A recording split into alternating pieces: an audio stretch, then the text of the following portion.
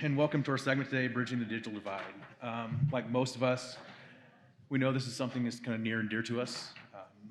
It's a problem that we knew we had, but it really kind of became apparent when we started sending kids home during COVID. So my name is Eric Corsi. I'm with the Broadband Group. I'm the GM overseeing construction, design, and inspection for the Colorado Springs expansion project. A little bit of background with me. I spent 19 years with AT&T before finding the Broadband Group, where we can kind of help close this gap. At that point, left AT&T to come here to join this cause. So with me, I have Mr. Brian Wardinger with Colorado Springs Utilities. A little bit about Brian. He serves as the manager of the fiber optics and telecommunications at Colorado Springs Utilities. Received a Bachelor of Science at West Point. Very nice. Also received an MBA, at University of Virginia. Before joining the utility company, he served a lengthy career in the U.S. Army. He was an Army Ranger. He was also an armor officer where he commanded tanks and cavalry formations. He culminated his career as a colonel by commanding the garrison at Fort Carson in Colorado. He's selected as part of the 2022 Colorado Springs Leadership Class and serves multiple not-for-profit organizations in the Pike Peak region. As you can see, he's a very interesting man that I get to spend every day with. So, Brian, if you don't mind, tell us a little bit about your role at Colorado Springs Utilities. Yeah, so I completely stumbled into two new fields that I knew absolutely nothing about after a long career of serving in the military. But when I was garrison commander at Carson, we did the largest battery energy storage system in the Department of Defense, peak shaving battery. Got to meet the CEO of then Colorado Springs Utilities. Long story short, he convinced me to give it a shot, and I've been learning how to do telecom and learning how to do utilities ever since with a phenomenal team around me. So my role, my team's role, for about 30 years, we've managed about 300 miles of legacy fiber network. We manage 35 microwave tower sites that pull our water from the western slope. We pull from Eagle County, Pitkin County, Summit County, Park County, about 140 miles west of Colorado Springs. That's where 70% of our water comes from. We manage that network. We also handle El Paso County Teller 911 Authority. We do all the Motorola radio traffic through our network. And then more interestingly, I think, and what we'll talk about today is we made a decision to do a massive fiber optic network expansion, and then my team heads that effort with some teammates you see to my left and my right. Thank you. With that, we have Deb Walker with us as well. She's the Community Engagement and Public Affairs Manager for Ting Internet Service. In this role, she's been tasked with increasing the digital inclusion, working with government officials as well as community partnerships. She spent most of her career in the nonprofit sector, where she focused on advocacy and civic engagement. This included her time as a director of strategic partnership at the Independence Center, where she was able to help advance civil rights for people with disabilities. If you have free time, right? In your free time, Deb serves as a U.S. representative to the Office for Democratic Institutions and Human Rights. She holds a master's degree in public administration and has a deep commitment to helping build better communities through engagement in local government. So we hear community engagement, public affairs with manager. So can you give us a little rundown of your role there at Ting?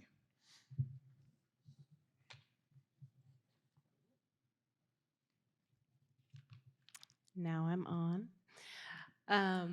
I'm Deb Walker, and I'm the Community Engagement and Public Affairs Manager at Ting Internet. Like Eric said, I hopped over from the nonprofit sector where I've spent my entire career in various roles, but the common thread is doing community engagement and advocacy work.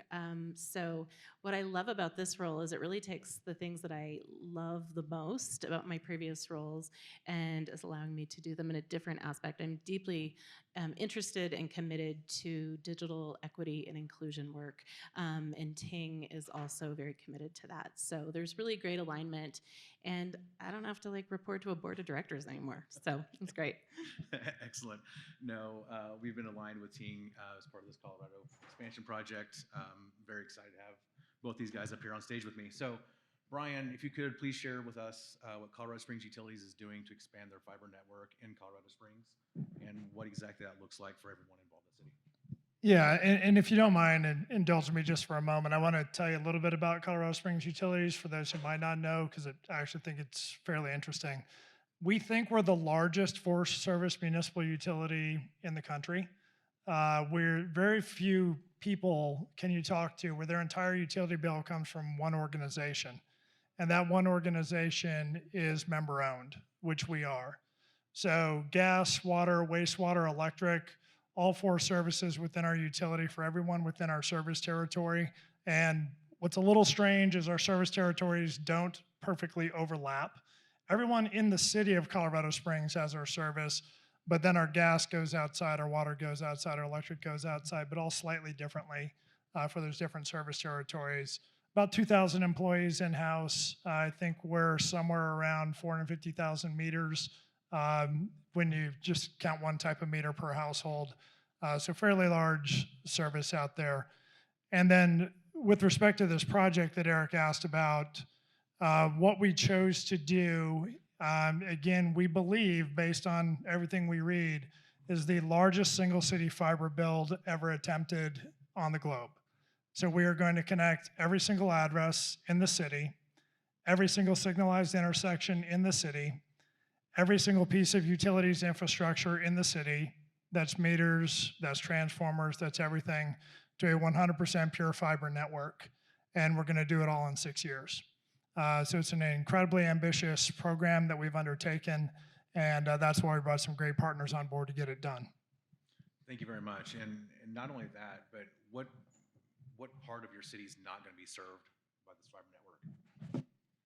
So we are literally serving everything within the city limits and the unincorporated areas that are surrounded by the city of Colorado Springs. We chose to draw the boundary there. It's a little bit arbitrary, but you have to stop somewhere, and that becomes a difficult political discussion. Given that I mentioned we're a municipal-owned utility, our board is city council, but acting in a different capacity as our board members. So one of the easy lines to use was the edge of their districts, which is the city boundary. So there are some people who live over on Woodman Road who might be a little upset because the left side of the road is the city and the right side of the road is the county, and the county is not going to get this particular service. Fantastic. I love it. Yeah, everyone's included. Doesn't matter what part of town, what group you fall into, we're going to serve each and every one of them. It's fantastic. It's a big project. I believe we said $600 million, correct? Is what the initial thought is. Why did Colorado Springs Utilities decide to take on such a big project? Yeah, so I'm going to break from tradition with the panel members and maybe talk and walk for this one. It's a little bit of a story. So Aram Benjamin, our CEO, this is January 2020. Was in his office, and Mayor John Suthers was in there, Chief of Staff was in there, and my next boss, Travis Steele, was in there. And they're really talking about the future of our community and what do we need to be one of the best communities on the globe, and where were our shortfalls. And a lot of what we talked about were some of the challenges, and I'm going to ignore some of the city stuff for a moment and just talk about the utility pieces. Some of the challenges facing the utility industry and facing our utility in particular. So if you heard our last panel, we talked about EV adoption, those EV adoption rates. As a utilities guy, this is my personal opinion, it scares the crap out of me. 4.3 megawatt hours per EV per year. Average US household consumption of electricity currently, 10.6 megawatt hours. Average US household, 2 cars. At a 50% adoption rate, you've now increased American electric consumption by 50% in a very short period of time. Oh, by the way, there are some things floating around out there right now about electrification, which is a euphemism for natural gas will become illegal for you to use as a consumer. That's probably coming down the road here in a few years. In addition to the $35,000 cost per household to change out all your gas appliances, you're going to drive up your electric usage again. At the same time, the state and federal government said, look back to your 2015 electric usage levels and your CO2 emission levels and reduce that by 80% by 2030 and 100% by 2050. And that's not on a per capita basis. That's a hard number. So it Springs Utilities, I don't know exactly, but we're roughly 800, I think 800 megawatts was our peak roughly in 2015. We were at 1089 last year, Population just tripped over 500,000 last year, will be over 750,000 by 2030. So when you do the math, that's a really challenging problem. Unless somebody has a Mr. Fusion plugged into their, car, it's really, really tricky. So one thing we knew is that we're going to have to become better connected. The distributed energy resources we talked about in the last forum, we have to enable DER. We have to enable peak shaving, because it only matters what the top number is. Everything within that we can produce. I failed to mention when I was talking about our utility, we produce our own power as well. We're kind of rare that way. So if we're going to produce conservatively 2,000 megawatts to serve our community because of the challenges we're talking about, and we're sitting at about 1,000 megawatts of capacity right now, where are we going to get that from? Some of it's battery energy storage, some of it's just moving power differently. But what we know is, for the past 100 years, we've been producing power at large power plants like our Drake power plant downtown, coal-fired plant and gas. At our Ray Nixon power plant, coal and gas, front range gas. We know we can't do that. It's illegal. So last year we shut down our Drake plant. We took that generating unit offline. I guarantee you, unless something changes legislatively, on December 31st, 2029, we will shut down the Ray Nixon plant. And we have to have something to replace that with. So we brought a few natural gas units online last month that we put in our Drake site downtown. We're going to leverage those. We're buying 350 megawatts of solar. We're doing a lot of things, but we've got to match it because you can't really store power. Batteries don't really work at scale yet for the energy industry. It's coming. It's going to be there. Small modular nuclear reactors are coming, but they're not there yet. So we have to have some way to bridge the gap. And so we think no matter what the solution is, we know that we have to have a very fast, very reliable, highly secure telecommunication system to connect it all. We get several thousand cyber attacks every day on our company. We serve 5 military installations with 2 combatant commands in our town that we serve with utilities. So security of our system is extremely important as well. So when we looked at throwing all that together, we knew we had to do fiber infrastructure because it's the most highly secure, the most reliable means of telecommunication that can enable all these distributed energy resources to work, all this future distributed generation. I have 8.1 megawatts of solar on my rooftop, kilowatts of solar on my rooftop. I produce about a megawatt hour a year on my house, or a month, on my house. And that'll form the foundation for a lot of other things. So when Mayor Suthers was looking at the city, we can now direct snowplows based on snowfall in certain parts of the city. Prioritize signaling for a first responder trying to go out and fight a fire. Hopefully, very soon, our ambulances, our police cars, our fire trucks will never hit a red light if they're running lights and sirens. So you can reduce their response time. What we can do as a utility in response to a wildfire in the west end of town is we can shut off all the gas for that part of the city. We can shut off the electric in that part of the city, just in the impacted areas. And we can even tune up water pressure to help the firefighters fight that fire in that part of the city. Oh, by the way, at the same time, setting all the lights to go green for the cars that are evacuating out of the area. In 2013, we had a devastating wildfire on the west side of town that people still remember. So this enables a lot of things in smart city tech that'll help us out besides just the benefit to utility. But we knew that we had to do it, and then it was a matter of figuring out how to pay for it. And we found that, right? With your alignment with Ting. So we, as a utility company, you look for a tenant to help serve your ratepayers, correct? And that you found Ting. And so, Deb, why was this project a good fit for Ting, and how does it kind of fit into their bridging of this digital divide? Sure. So Ting Internet has been around since 2014. Our first community that was served is Charlottesville, Virginia. And currently we're in 18 communities across the country. But really, Ting's been focused on very small communities. We call them Ting towns. So just by the fact that we use the word town alludes to the smallness. We've been in Centennial, Colorado since 2018. And as you probably know, Colorado there's a lot of energy and expansion into telecommunications in the state. So Colorado Springs is a really great fit. It will be our largest market once it's mature, which is super exciting for us.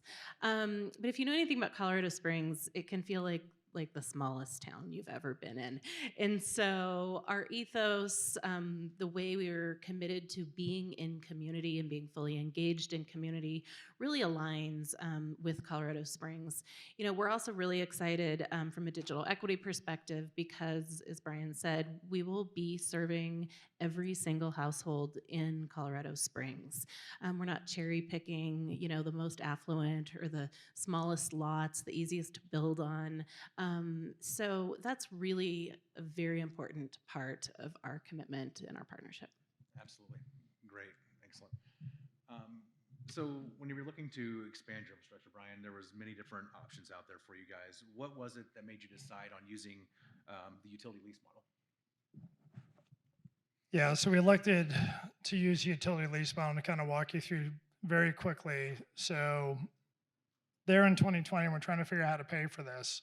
We looked at it, and I'm looking at my friend over here who sells pipe. What's the most expensive part of putting pipe in the ground? Digging the hole, that's right. So, really high speed, highly technical fiber network, the most expensive thing is digging the hole. And I'm not kidding at all. And putting the pipe in the ground. So to do what we described earlier, just for the utility and for no other purpose, that was a $450 million project because the cost of digging 2,000 miles of holes in Colorado Springs. So one option is we go to ratepayers like me and we bump up your bill and say, here's how you're going to pay for it because this is going to enable your utility if you want to keep the lights on. We didn't think that was acceptable, so we looked at other options like Longmont or others who have essentially become their own internet service provider. Fortunately, I was in the conversation. I got to say, we really don't want to do that. It's not our core competency. We're a utility. We're not a retail sales organization. We don't really understand marketing, et cetera. So we sort of threw that off the table. But we looked at a third model, which is kind of pioneered in Huntsville, Alabama, refined a bit in Springfield, Missouri. And that's the utility lease model. So my team and the contractors that are working on our behalf, we put in the infrastructure, we maintain the infrastructure essentially to the curb. Then we build not just what we need as a utility, but we also build everything that we think the city might need if the city were to come on as a tenant. We build everything that a third-party anchor internet service provider might need, like Ting, and then we add in a whole bunch of sparing for anybody else who wants to come in and join the party. So instead of throwing 12 fibers in that we might need just for the utility, we throw in 864 fibers or more down that same street because the fiber's $1 a foot, whereas putting the pipe in the ground cost me a lot more than that. So the bottom line is we went from a $450 million project that would have been entirely borne by our ratepayers to a $600 million project. If you look at Ting's SEC filings as our first tenant on the network, Ting has agreed to pay us $593 million over the next 25 years for access to that network. So we've nearly recovered all of our capital costs, if you ignore time value of money, from the first tenant, and of course, far more than offset the differential, that $150 million differential that we would have had from the 450 to the 600. So we think that that model makes sense for us, and we're looking forward to being able to provide absolutely first-class utilities, all the other benefits that are going to flow from having this network in town, and do it effectively at zero cost to our ratepayers. That's amazing. And you guys have your first tenant up and working, correct? That's yours, right? We are lit. We are lit. Excellent. We're having a little party about it in a couple weeks, but yeah, like literally in the last couple weeks, we started serving our very first customers. Excellent. How fast was that? Yeah, So one of the fun parts about this, in the Colorado Springs market, we are rolling out a 2 symmetrical gig product, which is really, really, really fast. That's only for the rich houses, right? And it's for every single house. I'm going to talk about the Affordable Connectivity Program here in a little bit, but we're excited because literally everyone that we serve in Colorado Springs is going to be receiving 2 gigs of service. Absolutely. I was actually out on day one whenever they connected that first house. I believe we're 2.28 down and 2.28 up. So I know at my house, I do not have it yet. Fortunately, somehow I came in the first build area. Yeah, it's weird how the general manager overseeing construction set the first build area to be around his house. A little bit of cherry There might picking, have I been, think. I'm annoyed because I know where I'm at in the build sequence. Nobody else does. I'm not happy about it. I'm in the second area, so how about that? She is. In fairness, I did just leave a Springfield, Missouri build where it was a 3-year project and to come out here to take on the GM role.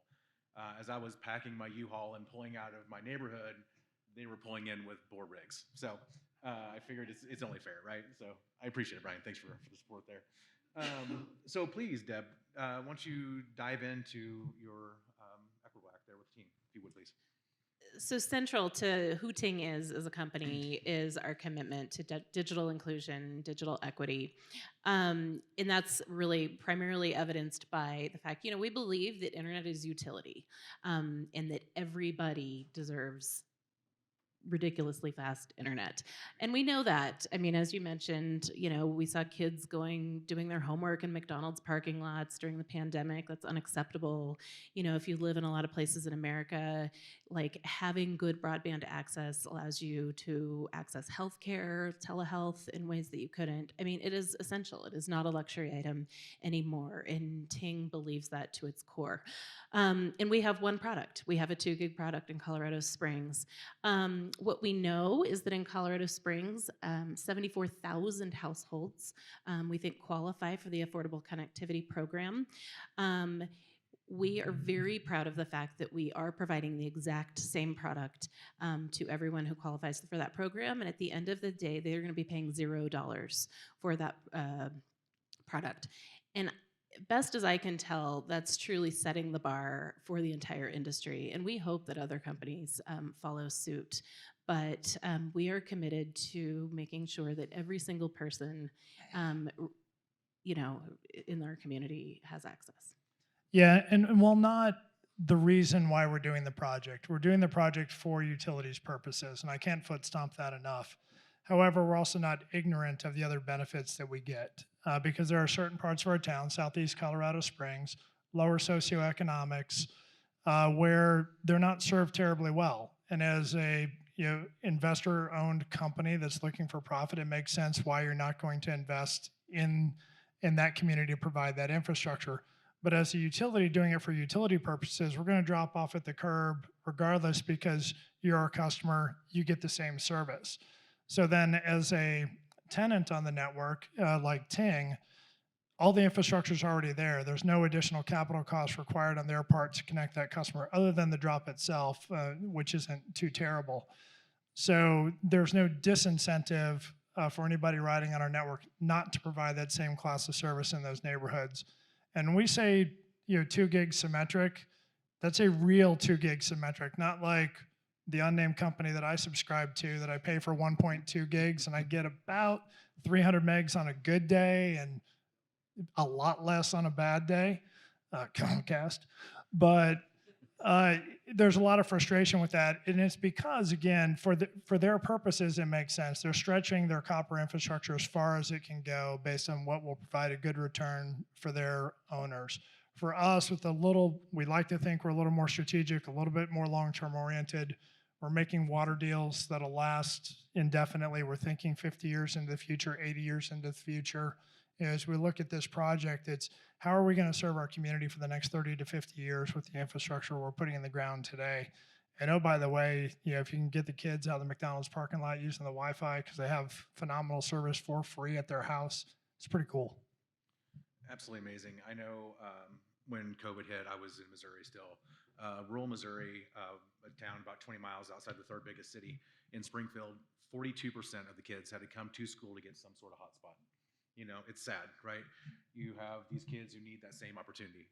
And between Ting, Colorado Springs, utilities, we're able to provide that to upwards around 500,000. Is that what you have in your area? Yeah, we're a little over 500,000 now. By the time we finish this project in 2028, yeah, my personal analysis, talking with our econ dev folks, is we'll probably be around 700,000 people in that community. I mean, right now we're at Banning Lewis Ranch getting built with 30,000 households.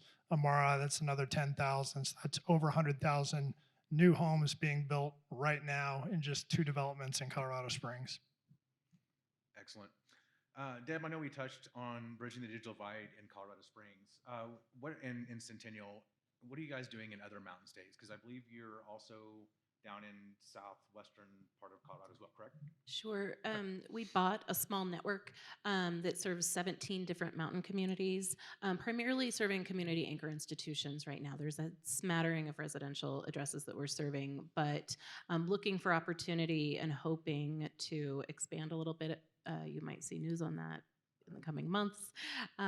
But yeah, and that's really where the need is in terms of the digital divide. So it's exciting. There's a lot of money that's going to be coming into the state of Colorado, and everyone is positioning themselves to see how we can best serve some of those, both rural in the east, but also mountain communities. Excellent.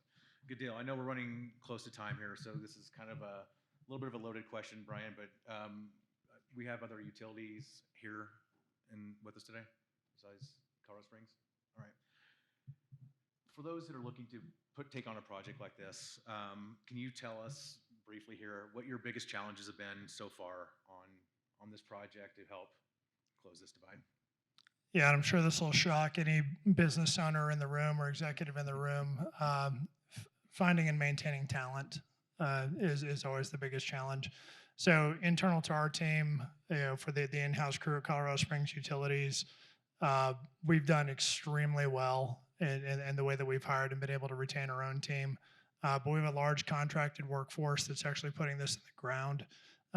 We took the long-term approach and what we need to maintain it, and that's what we've hired in-house. Just our company, I'm not sure that we've ever laid anybody off in our 100-plus year history ever. We shut down the Drake power plant. There are 82 employees there. Every single one of those employees was repurposed into another role. And we have phenomenal benefits as an organization. But to find the labor that we need to do locating, to find the labor that we need to do construction, to find people who are willing to go out and work in the mud and the cold and the heat and the rain is difficult. And just getting a sufficient labor force to get that done is probably our biggest challenge. Excellent. Thank you. And Deb, is Ting running into some of these same type of challenges as they expand as well? Sure. So one of the more interesting and unique things about Ting is that we are open to different models. So in some communities, we build and maintain our own infrastructure, and in other communities, we partner. So we understand what utilities is going through because we experience that in other places. You know, in Colorado Springs, it's a luxury of a problem, but it's like, hurry up, Brian, and build the network, please, because we have such enthusiasm and such need and such interest from community members to get our service like yesterday. And so it is a 6-year build, and we all have to be patient and understand how that goes. But your head of operations told me that I terrified her because I was turning over so much stuff to her last month. So it's true. It was like, hurry up, and then the faucet was on. No, thank you. Absolutely. And I think the biggest thing to kind of key in on this too, $600 million sounds like a lot of money, right? Of your build, how much of that is aerial and how much of that is an underground infrastructure? Yeah, we're 80% underground, 20% overhead in our city. So a little unusual, very much underground. Excellent. It is absolutely a pleasure to be part of this project, work side by side with both you guys. Our time is now up, so we appreciate it. Again, we'll be in the hallway if you have any questions. In the meantime, thank you very much.